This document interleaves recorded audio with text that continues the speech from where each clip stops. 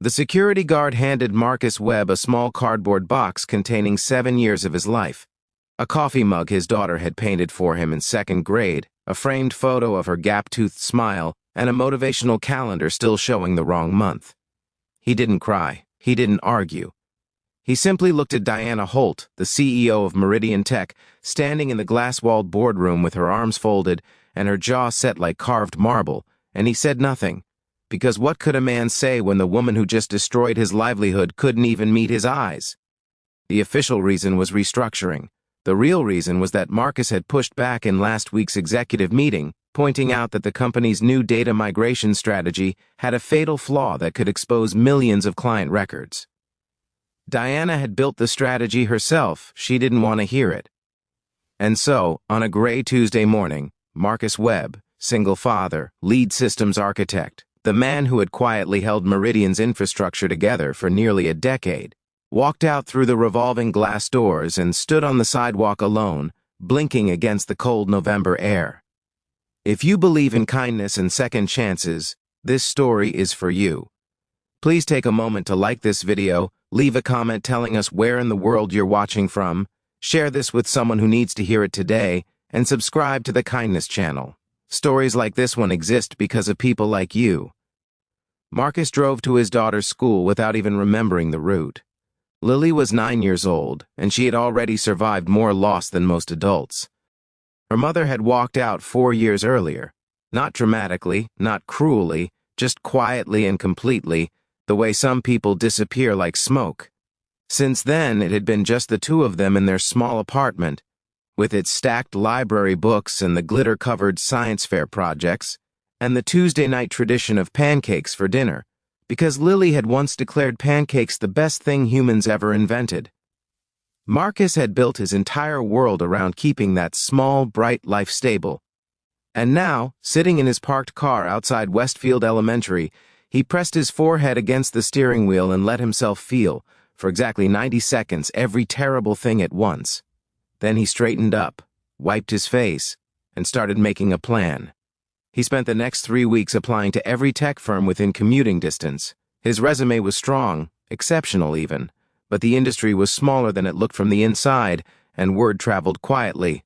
Diana Holt had not publicly blacklisted him, but in a world of professional references and LinkedIn connections, silence could be just as damaging as slander. Interview after interview ended with polite emails that said nothing and meant everything. The savings account that had once felt like a cushion began to feel like a countdown. He started cutting small things first: the streaming subscription, the gym membership, the good coffee. Then bigger things. He told Lily they were going on a home adventure instead of their annual December trip to the Science Museum. She believed him, or pretended to, which somehow made it worse. What kept him going, strangely, was the problem he had never been allowed to solve. Late at night, after Lily was asleep, Marcus would open his laptop and work through Meridian's data migration architecture from memory, not out of bitterness, but because his mind was wired that way. Problems were just puzzles to him. And this puzzle, left unsolved, nagged at him the way a loose thread nags at the edge of a sweater. He documented everything: the vulnerability, the cascading failure point, the fix. He saved it in a folder he labeled, with tired irony, "Not my problem anymore." 6 weeks after his termination, Meridian Tech systems went down. Not partially, completely.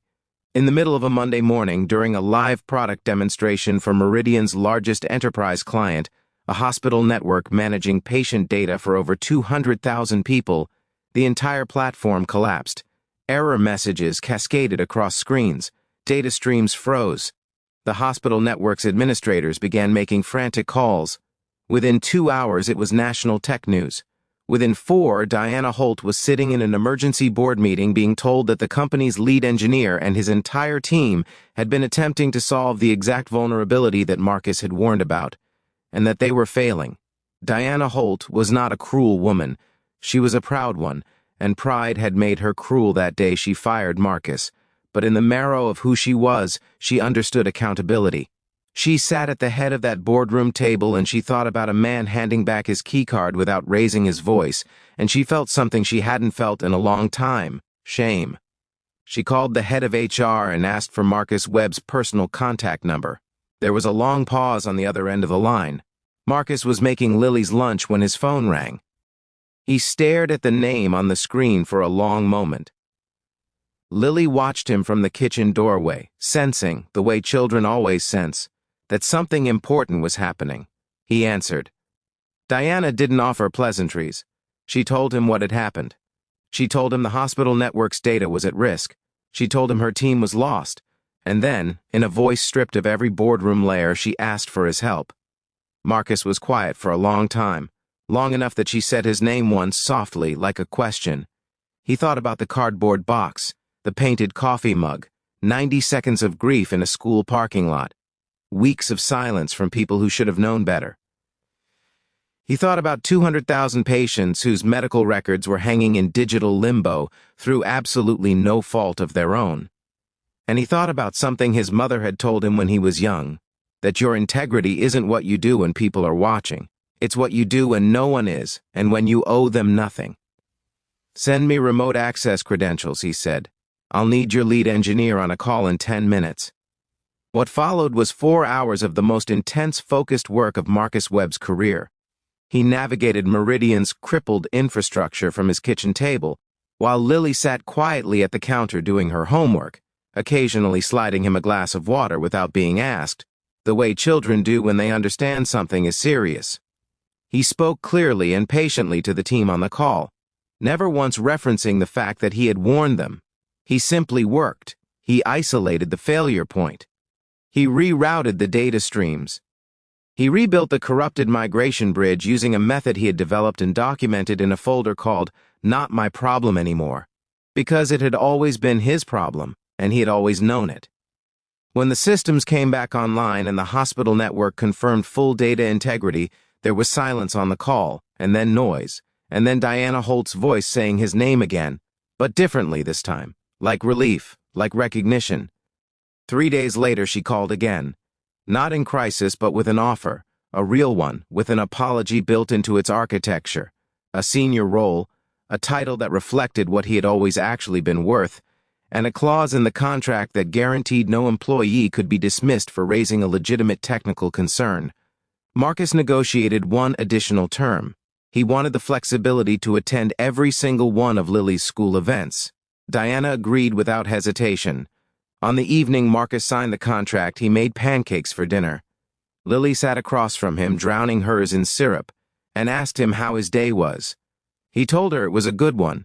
She nodded seriously, as though she had expected nothing less from him. Before this story ends, we have one small request. Drop a single word in the comments that describes how this story made you feel. Just one word. It means more than you know. Marcus Webb never forgot what those weeks felt like. The box, the silence, the parking lot. But he stopped carrying it like a wound and started carrying it like a lesson. Because the world had tried to tell him he was replaceable, and he had quietly, patiently, with integrity and love in a folder labeled Entired Irony, proven otherwise. If this story moved something in you, if it reminded you that character outlasts circumstance and that kindness is never wasted, please share this video with someone who needs to hear it today. Like it, subscribe to Kindness, and leave a comment. Every single one of you watching, from wherever in the world you are, is why we tell these stories. Thank you for being here.